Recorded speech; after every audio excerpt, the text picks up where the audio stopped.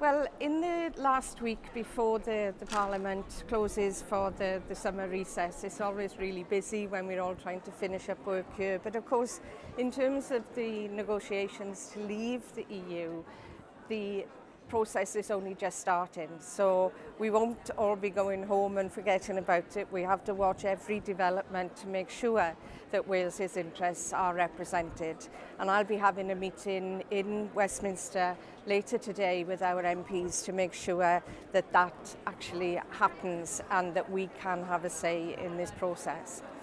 So it's been a really busy week, and here to share the busy week with us is Elen Iorwerth.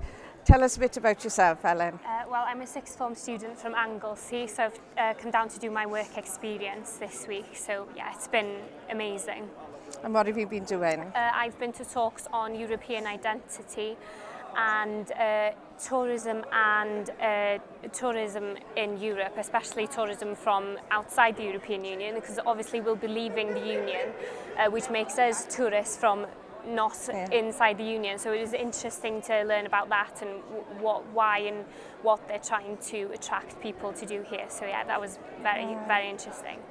And what about yourself? What are your future plans? Well, I hope, at the moment, I hope to study philosophy, politics and economics.